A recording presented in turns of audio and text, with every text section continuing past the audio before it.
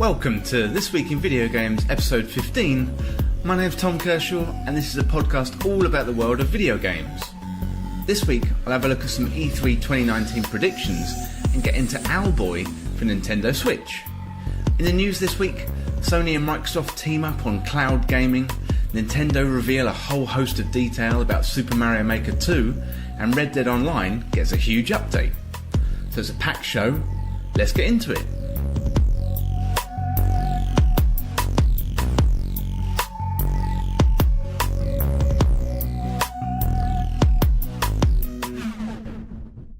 Welcome to the show, everyone. I hope you're well and you're having a good week. I'm good this week, having spent the weekend at home visiting family. But outside of video games this week, we've seen Manchester City lift the Premier League title and then win the FA Cup yesterday in a 6-0 demolition job on Watford. So Elton John can't be happy with that one. So well played to Manchester City though, as they've clearly been the best team this season. In the long-running saga of the Game of Thrones board game with friends, that finally came to a head this week with Baratheon taking the crown and winning the game with a fantastic move. So Stark was poised for victory, only to find out that Sallandor Saan was there with his ships to prevent defeat for Baratheon in Crackclaw Point.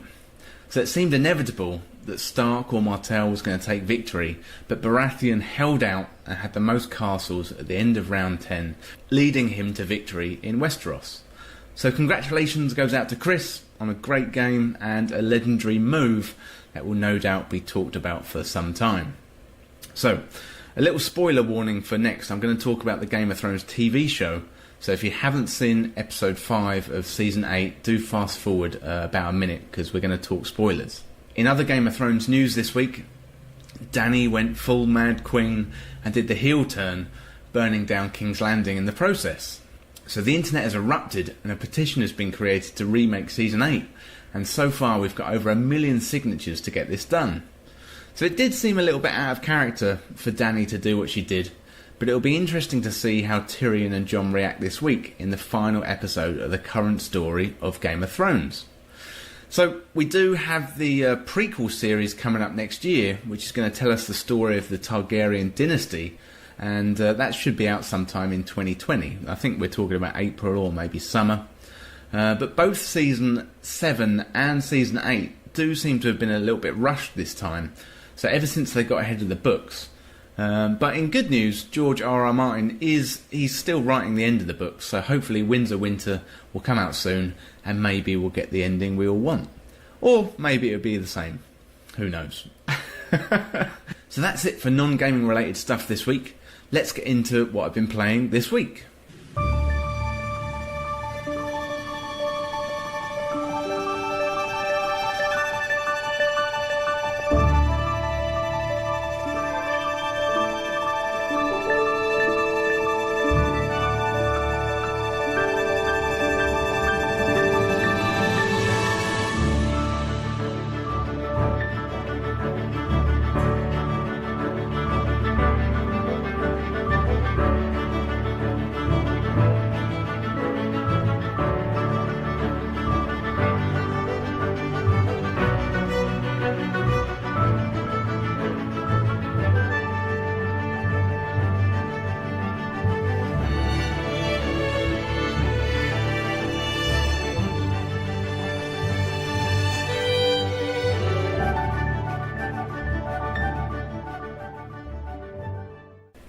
So this week I've mainly been playing Owlboy, which is a fantastic game on Nintendo Switch. So Owlboy is a charming Metroidvania style game that encompasses fun gameplay, great graphics, fantastic soundtrack and a heartwarming story.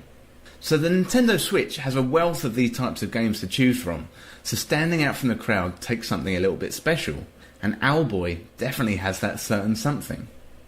Owlboy is a retro-style, side-scrolling platform game that stands out amongst the competition in that genre. It's got a charming cast of characters and emotive moments in the game that really make it stand out from the crowd. There's many moments in the game that allows you to connect with the main protagonist, Otis, in ways rarely seen in other games. So development started for this game back in 2007 and was in development for some time. There's a small team behind Owlboy in the D-Pad studio, but the craft and the level of polish on this game is truly impressive. So Otis, he's an apprentice owl learning his craft and doing his best to learn from those around him. He's the runt of the village and the butt of many jokes, but he's determined. So we start the game with Otis, our main hero in the game, and he's learning from his tutors. He's a little bit down on his luck, and he doesn't seem to be able to do anything right in the eyes of the elder owls. Otis is learning to fly, and doesn't seem to be doing a great job of that, something which he's reminded of by his teacher. Then there's this dream sequence where Otis is suffering from voices torturing him and evil eyes sneering. So it's a powerful scene that really connects us with Otis.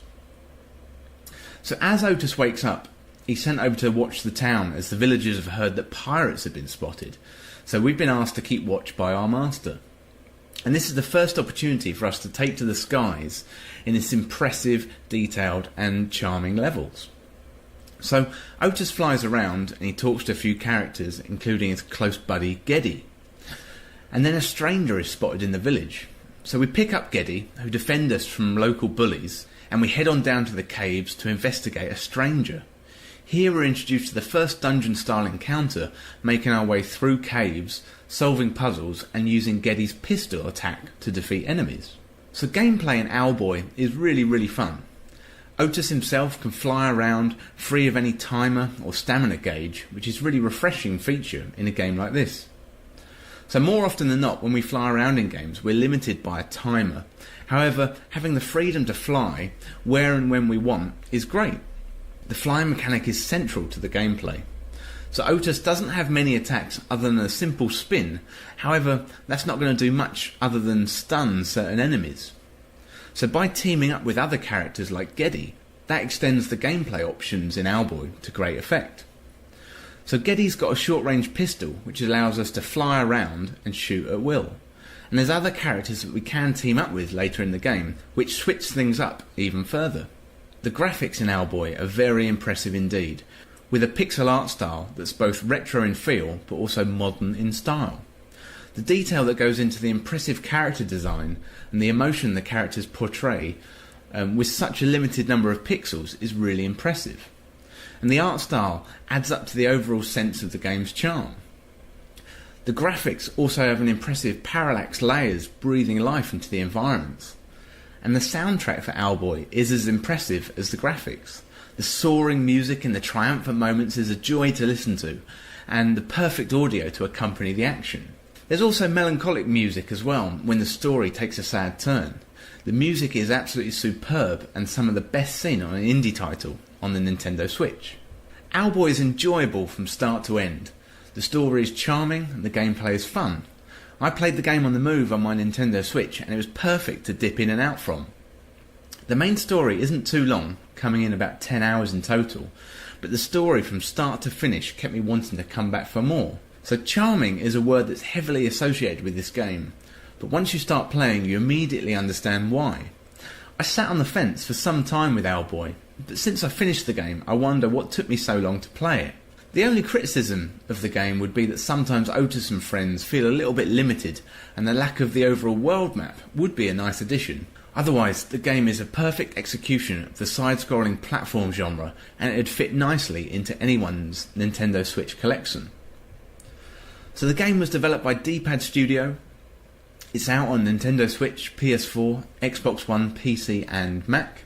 And originally it was released on November the 1st, 2016 on PC, and then it was released on February the 13th, 2018 on Nintendo Switch. And overall, we gave it an 85 out of 100. So yeah, fantastic stuff there from Owlboy. Really enjoyed it and thoroughly recommend picking it up to anyone who has a Nintendo Switch. Okay, so that's it for what I've been playing this week. Next up, we're going to take a look at some E3 2019 predictions.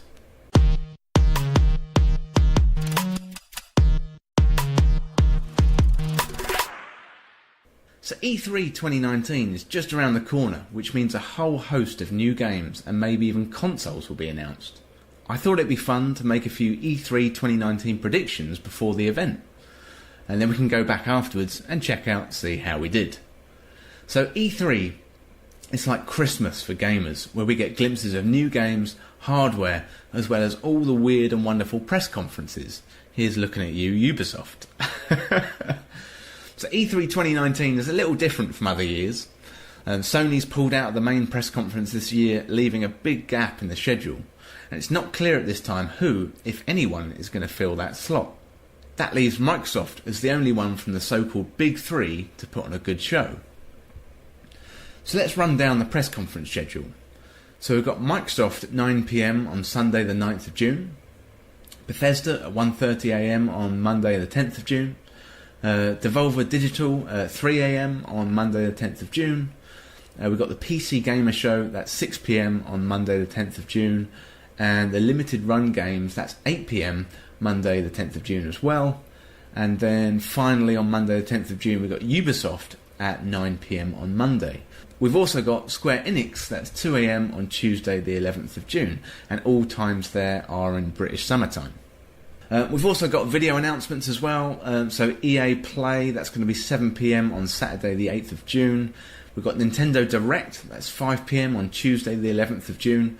And we're probably going to get a Sony State of Play as well, although we haven't got a date and time associated with that one just yet. Anyway, so that's the rundown of the press conferences and the video announcements. Let's get into some E3 2019 predictions.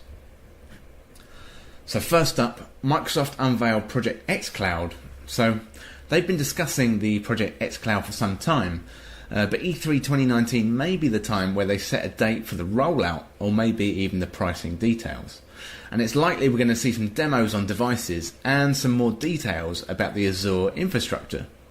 So with the release of the diskless Xbox recently, Microsoft's going to be wanting to promote the download or streaming future, and E3 could be the perfect time with Sony not being there. So my prediction for this one is going to be a release date and pricing for Microsoft's Project xCloud. So next up, Microsoft unveils Xbox Project Scarlett. With Sony not being at the show, it's likely that Microsoft is going to want to take full advantage of the space and announce their next generation consoles. So rumours have been out there on the internet of Project Scarlett for some time, with maybe 2 consoles set for release. So Xbox will likely show off tech specs, pricing and release windows as well. And if 2020 dates are to be believed, then E3 2019 is the year to seriously start talking about it. Sony recently spoke to Wired and went into depth about their new console, so Microsoft will want to demonstrate that they have the technical prowess to go up against them in the next phase of the console wars. They'll also want to have learned something from the last generation, where the launch of Xbox One got off to a really rocky start and they were on the back foot from the beginning, and this led to them always being behind in the current generation. So my prediction here is Microsoft going to unveil 2 consoles, tech specs, a release window and pricing. So next up we've got Xbox Game Pass. So Microsoft have been focusing on Xbox Game Pass recently by announcing new Xbox Live and Game Pass bundles. So with their focus on software as a service, it wouldn't be a surprise to see Xbox Game Pass come to PC. We've also had rumours for some time that Xbox Live is coming to Nintendo Switch, but maybe those rumours have been wrong, and maybe it's Xbox Game Pass which is coming to Nintendo Switch. It's a long shot, but perhaps a tantalising one. So my prediction for E3 2019 with Xbox Game Pass is we're going to have it coming to PC, but actually I don't think yet it's going to be coming to Nintendo Switch. That may be something for 2020. Next up, we've got Halo Infinite. And Halo Infinite was announced last year with a short trailer, but we haven't really heard anything since then. I'd imagine 343 will be back this year with more details about the Halo project, complete with a release date, and it's likely to be a launch title for the new Xbox, mirroring the original Xbox release. So if you want to see a trailer for Halo Infinite that was shown last year at E3 2018, then go to thisweekinvideogames.com and type in E3 2019 predictions and you'll see the Halo Infinite trailer there. But my prediction here is we're going to get a release date, gameplay, and it's going to be a launch title for the new Xbox. So next up, related to Microsoft and Xbox as well, we've got Ninja Theory. So Microsoft purchased Ninja Theory as part of their studio acquisition plans to develop more first-party titles for Xbox. So we haven't heard anything from Ninja Theory yet on what exactly they're going to be making for Microsoft, However, E3 2019 is a fantastic opportunity to show off whatever's been in the works for some time. So my prediction here is a new IP reveal from Ninja Theory. Next up, we've got Final Fantasy VII Remake. So recently we got a trailer in the State of Play from Sony, and we've been promised more details in June.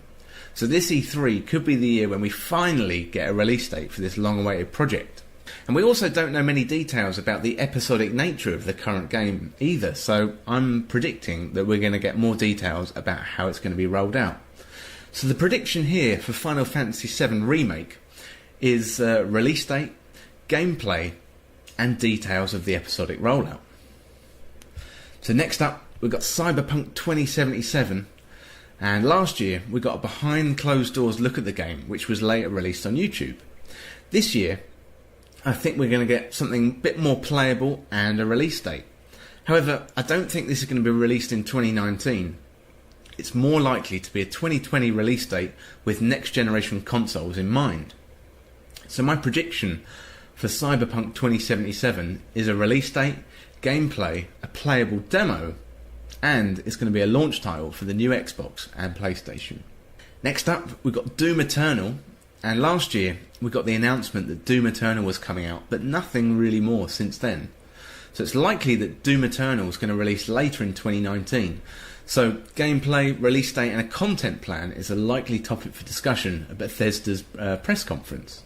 So my prediction here for Doom Eternal is a release date, gameplay and a playable demo.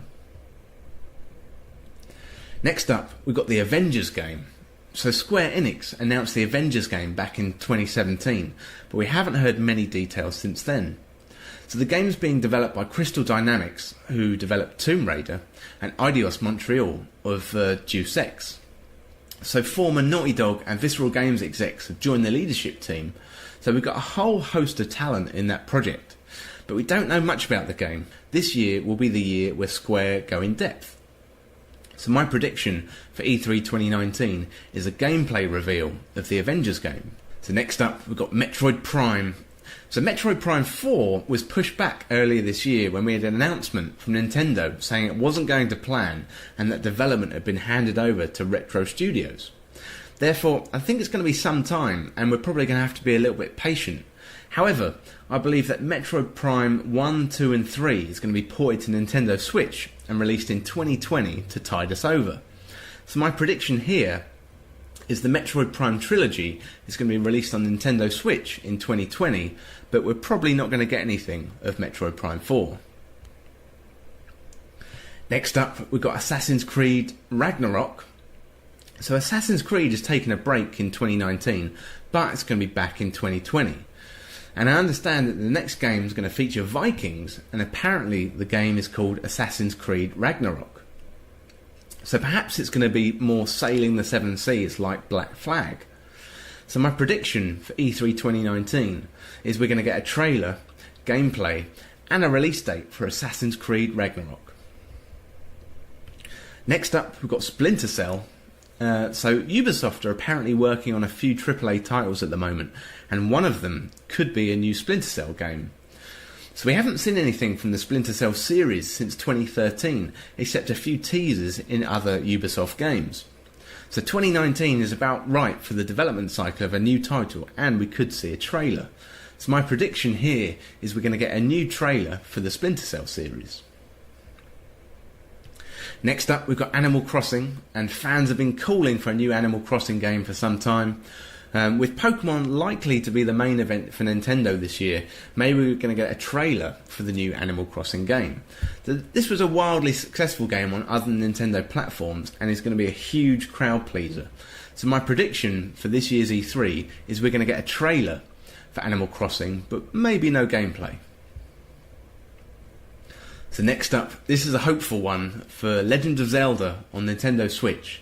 We know that Link's Awakening Remaster is coming to Nintendo Switch, but we don't know exactly when. So it's likely we're going to get more gameplay and a firm release date. More of a long shot would be that a new Legend of Zelda title in the Breath of the Wild engine is going to be shown. So it's been 2 years since the release of the previous game, and using the Breath of the Wild engine, fans have been hoping that they could release a direct sequel fairly quickly. So we haven't heard anything just yet, but this would likely be the headline act of any Nintendo Direct. A full trailer for any new Zelda game is unlikely, but perhaps a teaser to let fans know something is development. That could happen. So my prediction here for Legend of Zelda is we're going to get a Link's Awakening release date and a new teaser trailer for a mainline Zelda game on Nintendo Switch. So next up we've got Donkey Kong, and we haven't had a mainline Donkey Kong game for some time. The last we heard from the Donkey Kong universe was Donkey Kong Country Tropical Freeze on Nintendo Switch, and that was released in 2018. However, that was a port of a Wii U game. And Donkey Kong Country Returns, that was released on Wii in 2010, and Retro Studios, as we know, they've been brought in to fix Metroid Prime 4 development. However, I predict here that we're going to get a trailer for a new mainline Donkey Kong game. Next up, we've got Dragon Age 4, and poor old BioWare haven't had a really good time recently. Anthem didn't do very well, Mass Effect Andromeda didn't do very well, and we heard rumours of bad working practices at the studios to get the games out. And if the rumours are to be believed, then the team working on Anthem has now been switched to Dragon Age 4, so it could be that we see something new from that team, but I think it's only going to be a trailer. And next up we've got Bethesda, and again Bethesda are a studio which haven't had a great 12 months, with Fallout 76 coming out and flopping pretty hard. Hopefully we'll see some plans to overhaul the game, as well as some quality of life fixes too.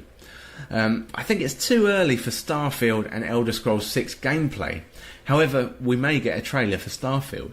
For my prediction for Bethesda's press conference is a Fallout 76 complete overhaul, and we're going to get a Starfield trailer, but no gameplay. Okay, so finally, I think Last of Us Part 2, it was a huge part of Sony's presentation last year at E3 2018, and I think we're going to get more gameplay and perhaps even a release date at this year's event.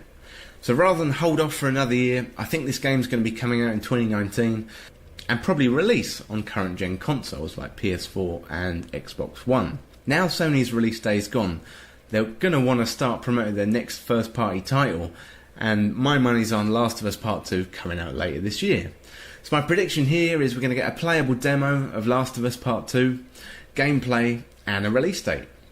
Right, so that's it for my E3 2019 predictions, and E3 starts on Tuesday, June the 11th, 2019 in LA, and you can check out more info about E3 on their website.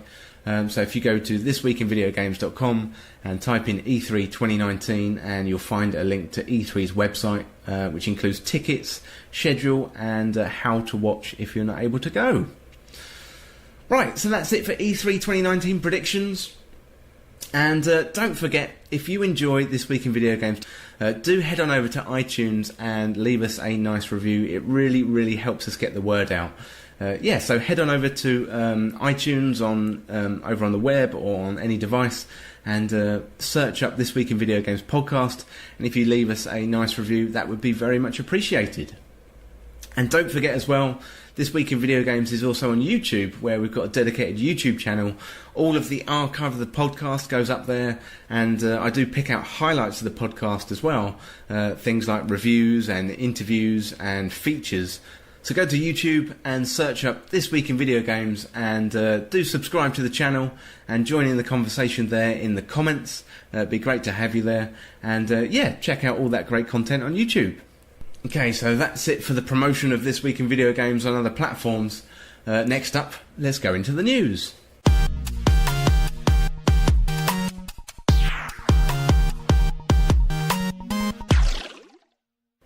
So first up in the news this week, we've got Sony and Microsoft teaming up. And Sony and Microsoft had announced this week that they're going to team up to partner on new innovations to enhance customer experiences in their direct-to-consumer entertainment platforms and AI solutions. Now, that is a bit of a PR wordy mouthful, but essentially the companies are going to work together on cloud gaming solutions, with Microsoft Azure at the core of the partnership. So recently Google announced their Stadia initiative, where they're going to use their data centers all around the world to power streaming services to deliver console-quality gaming experiences direct to your device across mobile platforms, tablets, and all kinds of things like that. So Microsoft have previously discussed their Project xCloud, which is going to do something similar, and are likely to reveal more details at the upcoming E3 showcase event in June. However, we haven't really heard much from Sony regarding cloud gaming until now. So unlike Google and Microsoft, it was believed that Sony didn't have the infrastructure in place to rival the other companies. This move may come as a surprise to some, as Microsoft and Sony are in direct competition in the console gaming market. However, some strategic partnership does make sense in the face of Google coming into the market, as they have deep pockets and a worldwide technology base already installed. So it's likely that Sony is going to invest significant sums of money into the cloud gaming infrastructure offered by Microsoft, perhaps offsetting some of the cost for Microsoft by allowing them to rent out some of their hardware, much like Amazon do with AWS and other companies. So Microsoft appeared to be offering their Azure cloud infrastructure, with Sony offering their cutting-edge image sensors to develop new AI solutions. So furthermore, on the AI front, both companies are looking to explore Microsoft's advanced AI platform and tools with Sony's consumer products to provide highly intuitive and user-friendly AI solutions. So again, that's a bit sort of wordy and PR, but that may mean that AI solutions are coming to other Sony products, like TVs or in-home technology solutions as well. In the press release then, companies said PlayStation itself came about through the integration of creativity and technology. Our mission is to seamlessly evolve this platform as one that continues to deliver the best and most immersive entertainment experiences, together with a cloud environment that ensures the best possible experience, anytime and anywhere. For many years, Microsoft has been a key business partner for us, though of course the two companies have also been competing in some areas. I believe that our joint development of future cloud solutions will contribute greatly to the advancement of interactive content, and additionally I hope that in the areas of semiconductors and AI, leveraging each company's cutting-edge technology in a mutually complementary way will lead to creation of new value for society. So, really interesting there, and it will be good to see where this partnership goes, as both are about to release new consoles. So, does this mean that the PS5 is going to run a cloud gaming service using Microsoft Azure infrastructure? And is this an indication that both companies are worried about Google entering the market and are willing to team up to fend off the newcomer? Well, I guess just watch this space as this story will unfold in the coming months. Okay, so next up, Super Mario Maker 2 details have been revealed, and Nintendo showed off loads of new details in Super Mario Maker 2 this week in a jam-packed Nintendo Direct, which was focused on the upcoming game. So we've got loads of features here, including slopes, on-off switches, snake blocks, seesaws, we've got swinging hooks which can fling Mario across the screen. We've got Dry Bone Shell as well, which he can climb into and hide from lava, leaving him invincible for a short amount of time. And there's a whole bunch of new sound effects as well. We've got custom scrolling levels, including vertical scrolling. There's also water levels as well, which can be created by setting the level of the water and timers on that water rising and falling. Lava levels as well can also be created in a similar template. You can set clear conditions on levels to wins, including no deaths or collecting coins. We've got new game styles as well, including Mario 3D World, including Cat Mario and clear pipes, although 3D Mario World features cannot be applied to other levels. There's also room in the new game styles menu for more styles, which is super exciting. So yet to be announced in the new styles there, but everyone is hoping for Super Mario Bros. 2. We've got new themes as well, including snow, desert, forest and day and night as well. We've got the night levels, they mix up the levels, including upside down in underground, and the ice is even more slippery on the snow levels. And the items in night mode also change as well, and we saw kind of a poisonous mushroom floating around, which looked really, really interesting. We've also got moons, so they're the complete opposite of angry suns. So if you catch a moon, that allows you to kill all enemies on screen at once.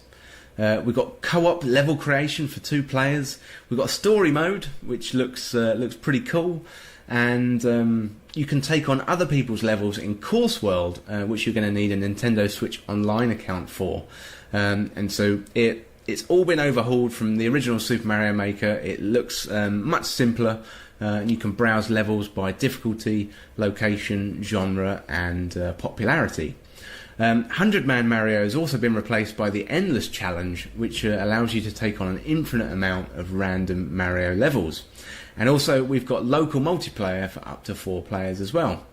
It's a little bit of a shame we haven't got a 4-player multiplayer online, but I guess testing those levels is going to be super hard. So hopefully this is just the first step for getting 4-player multiplayer into Super Mario Maker 2. Right, so you can check out the full Nintendo Direct for Super Mario Maker 2 on thisweekinvideogames.com. Just go over to the website and type in Super Mario Maker 2 and you'll find the full Nintendo Direct there.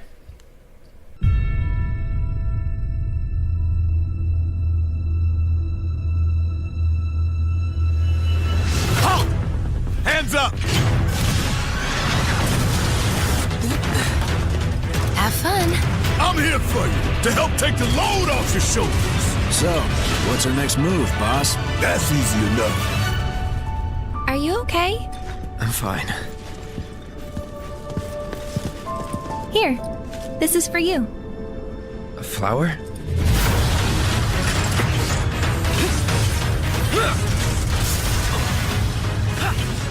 Okay, so next up we've got the Final Fantasy VII Remake trailer, and Sony has been discussing the Final Fantasy VII Remake since it was announced last week during the State of Play, and apparently the main staff have reunited for this remake of the classic Final Fantasy adventure, and we've got more details to come in June as we covered in the E3 2019 predictions. So Cloud and the gang are back in this Final Fantasy VII remake of the original PlayStation title coming to PS4.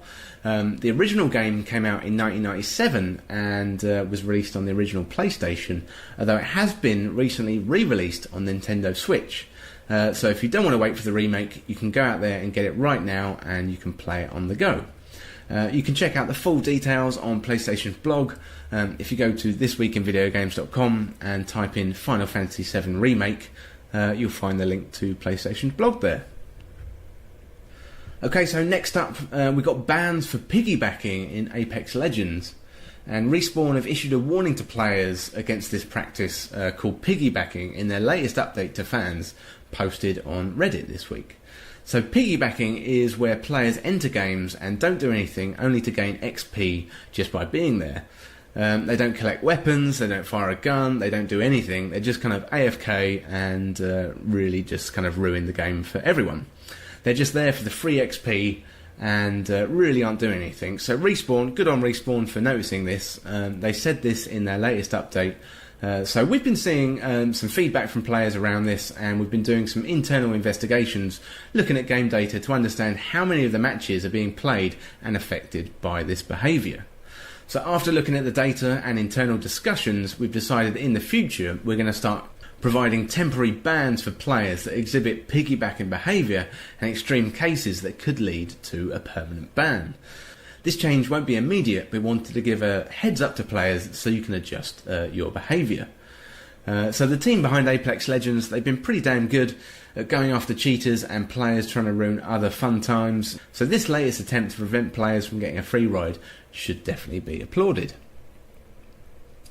Okay, so next up, the Division 2 raid came out on the 16th of May, and earlier in the week Ubisoft announced the Division 2 raid that was going to come on Thursday the 16th of May, and the raid is called Operation Dark Hours and allows 8 players to team up and take on some of the most challenging endgame content in the game. So Ubisoft said, despite Sierra's best efforts to contain the outbreak at the Washington National Airport, the situation quickly became untenable, resulting in the airport being coated in DC-62 and subsequently abandoned. When the Black Tusk arrived in DC, they set up shop in the now derelict airport, and it's up to you and 7 friends to flush them out, and you'll be challenged not only on your skill, but your ability to analyse, adapt and cooperate.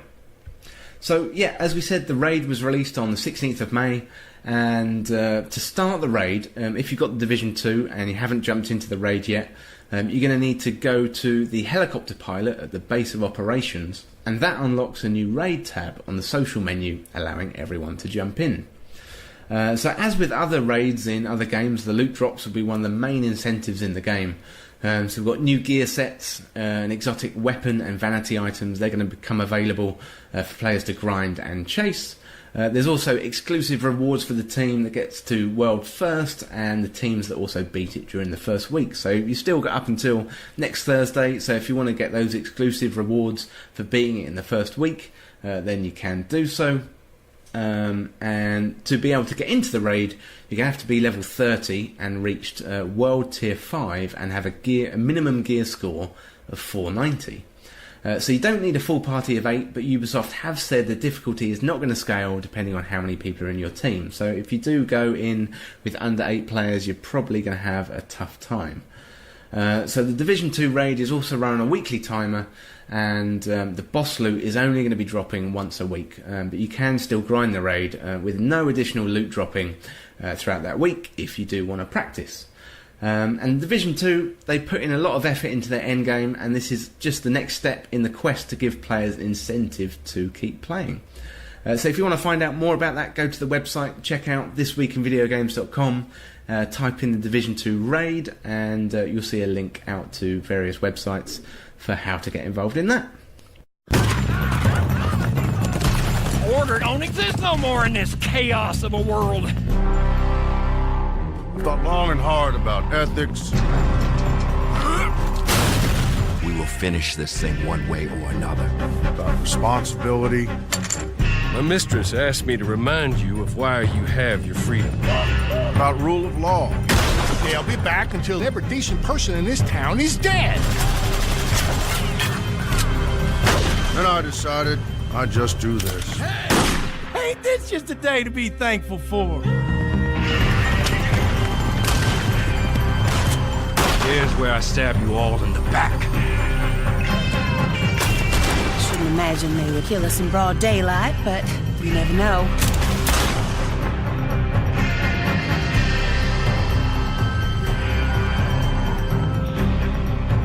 Okay, so next up in the news, we've got Red Dead Online's been given a huge update this week, and it's finally come out of beta. So it's added new co-op missions, free roam activities, and poker alongside quality of life updates as well. So the Land of Opportunities presents new missions for the Jessica Leclerc saga. We've got a new story in both honourable and dishonourable modes. So after the showdown in Fort Mercer that finished up the last missions, players help Leclerc get closer to the truth concerning her husband's murder. So on the honourable gunslinger path, players get to battle the Del Lobos gang and help Marshal Tom Davies save Valentine. And on the dishonourable track, on the outlaw strand, players must assist Samson Fitch in a highway robbery and pull off an ambitious bank job. Both paths lead to a showdown in Blackwater. There's new free roam missions as well, expanding with new characters and the story of Red Dead Redemption 2, and there's a variety of new and diverse mission types.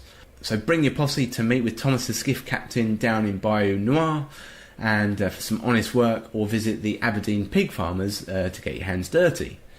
We've got competitive fishing is now available on demand as well in one of the new 3 posse versus challenges.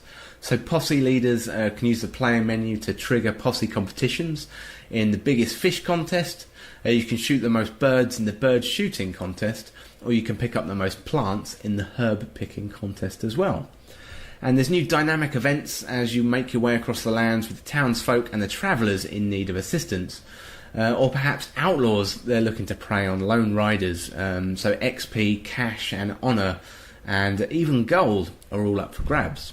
Players can now visit poker tables across towns and outposts, where you can challenge friends in private matches, but you can also set up a public table where buy-ins and rewards are even higher. So poker tables set up to 6 players and are available in Saint Denis, Blackwater, Valentine, Tumbleweed and Flatneck Station as well. And finally we've got Overrun. It's a new showdown mode where holding territory is the name of the game. So you work your way behind enemy lines, capture territory from your opponents and while defending what's yours, and whoever holds the most land at the end is the winner. So more's going to be added to Red Dead Online soon, including more free roam characters and new showdown modes, but there's a whole load of stuff been added to Red Dead Online this week, so if you haven't checked it out yet, now is the time to jump in, because they've been tweaking it and tuning it over the last few months. And yeah, now is a fantastic time to jump in. And you can read more over on Rockstar's blog. If you go to thisweekinvideogames.com, type in Red Dead Online, and you'll see the article there, and go over to Rockstar's blog to read the full information. Whew, whole load of news there. That's it for the news this week. Next up, let's take a look at the charts.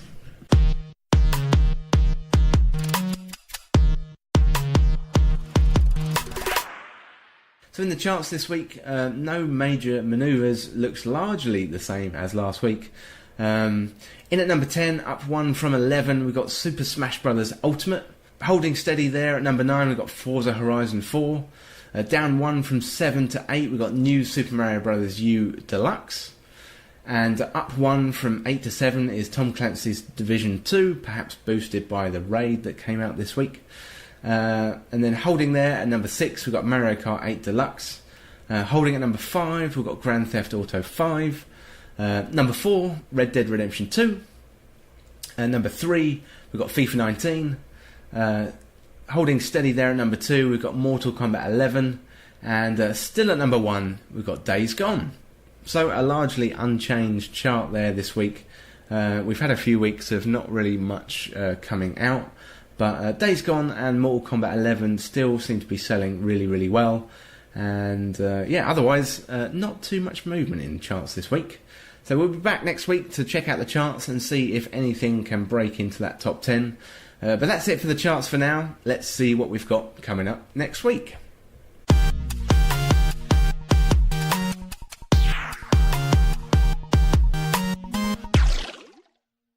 Okay, so coming up next week, we've got a whole bunch of stuff. So on May the 21st, we've got quite a lot of games. So we've got American Fugitive, that's coming out on PC and PS4. And we've got Assassin's Creed 3 Remastered, that's coming out on Nintendo Switch. And we've got Assassin's Creed Liberation Remastered, that's coming out on Switch as well. Dauntless, that's coming out on PC, PS4 and Xbox One, that's finally coming out of beta. We've got Everybody's Golf VR, that's coming out on PSVR. So then we've got Observation, that's coming out on PC and PS4. And then we've got a whole host of Resident Evil remakes coming out on Nintendo Switch. So we've got Resident Evil Remake, we've got Resident Evil 0, and we've got Resident Evil 4 as well. They're all coming out on May the 21st. And we've also got Team Sonic Racing, that's coming out on PC, PS4, Xbox One and Nintendo Switch as well. Then on May the 22nd, we've got one release, that's Ace Combat 7, Skies Unknown, ADF -11F Raven DLC. Then on the 23rd of May, we've got a few games coming out. American Fugitive, that's coming out on the Nintendo Switch. We've got Conglomerate 451, that's coming out on PC. Pathologic 2, that's coming out on PC. We've got Tennis World Tour Roland Garros Edition, that's coming out on PC, PS4, Xbox One and Nintendo Switch. We've got Total War 3 Kingdoms, that's coming out on PC. And then finally on the 23rd we've got TT Isle of Man, that's coming out on Nintendo Switch. And then finally, to round up the week, on the 24th of May we've got American Fugitive, that's coming out on Xbox One. And then we've got Sword Art Online Halo Realization Deluxe Edition, that's coming out on Nintendo Switch. So a whole host of games coming out this week. I think just looking through that list, Team Sonic Racing, Nintendo Switch, that looks quite fun. Resident Evil games, Resident Evil 4 coming out on Nintendo Switch, that looks really cool. And Dauntless finally coming out as well. I might try and pick that one up on either PC or PS4. So yeah, loads to look forward to. Okay, so that's it for this week's episode. I hope you've enjoyed This Week in Video Games this week. If you want to get involved in the show, do email us at podcast@thisweekinvideogames.com, or you can check out the latest news on the website every day. Send in your questions, your comments and your video game stories. I'm always interested in hearing from you and seeing how you're getting on with the games that we're talking about this week. Send in your E3 predictions as well. I'd love to hear from you to let me know what you think is going to be coming at E3 this year. I'm also available on Twitter, Facebook, YouTube and Instagram, so search This Week in Video Games on your favourite platform and join in the conversation. And if you'd like to support the show, then I've recently opened up a Patreon page, patreon.com/This Week in Video Games, where you can support the show. So you can access new community features, newsletters, and for exclusive members, we've got bonus podcast episodes planned as well. If you'd like to support the show, please do go over to patreon.com/This Week in Video Games and sign up and support the show. That would be fantastic. So thank you once again for hanging out and chatting about video games. I hope you have a good week, and I will talk to you next weekend. So for now, I'll see you soon.